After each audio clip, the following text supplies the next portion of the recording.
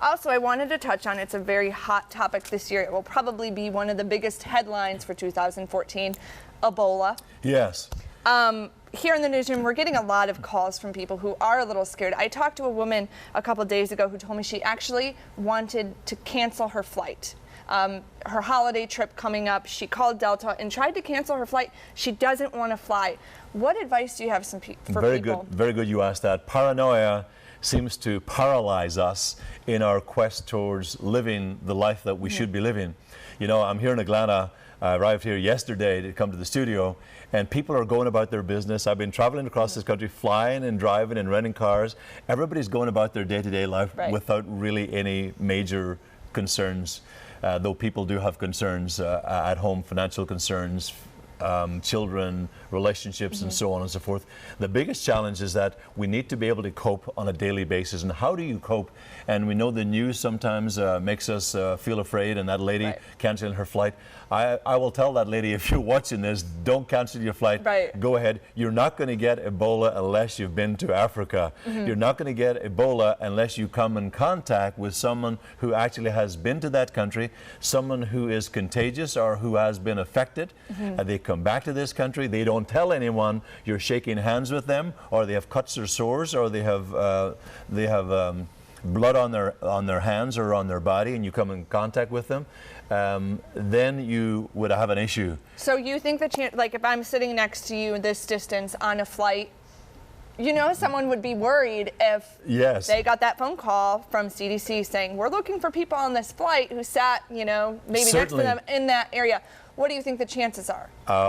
Almost zero, almost zero. So the most important thing is be mindful, be aware, be considerate, wash your hands, keep your immune system strong. You know, there's 5 different strains of Ebola. Only 4 of them are actually lethal to the human body. The other one is harmful to animals. It's called Reston. And in Monrovia, capital of Liberia, there's a huge issue because the people there have given up on their government. They're burying their dead. And one of the reasons why we have so much of this happening around our country, which most people don't talk about in news shows, is this virus was first isolated way back in 1976. And they were saying that it was fruit bats that were actually carrying this virus. So that's a real concern. So if you buy fruit at the store, I tell people to buy organic. Make sure that you wash the fruits. Make sure that you clean your hands and you wash your hands. Make sure that when you're out and about, you cover your mouth. If you're on a plane and you're concerned, cover your mouth. Make sure that you're aware. Take a strong natural antibiotic like echinacea.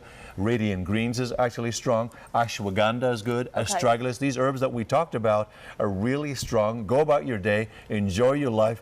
Don't be afraid, because fear immobilizes us. And when we immobilize ourselves, we can't function, which increases and causes more degenerative disease and weakens our immune system. You don't want that at all. So we could take some of these even before we, you know, a week out before we're going on a flight or something to build up that immune system. Echinacea, golden seal, these herbs that we talked about exactly. Make sure you get proper sleep. Make sure you go to bed early. Make sure you plan ahead, like I planned ahead before I came here to the studio. You think I'm driving and flying across this wonderful country of us worrying about Ebola? I'm not worried about it at all. Not at all. It's not going to happen for you, you know.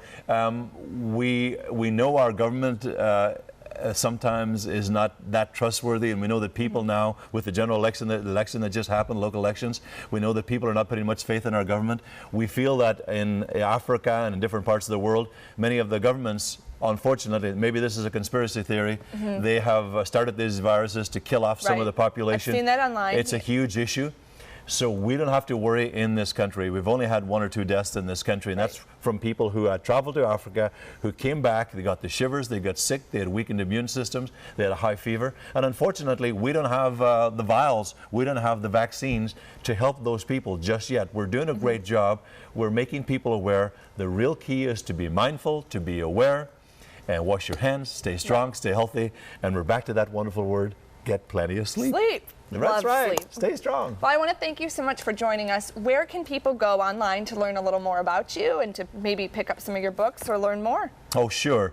They can go to my website, which is www.radiantgreens.com. www.radiantgreens.com. I am in Los Angeles. And you can find me on Fox stations all across the United States. Absolutely. Well, thank you so much. You can learn a little more on myfoxatlanta.com. I'm Jennifer Banks for Fox 5.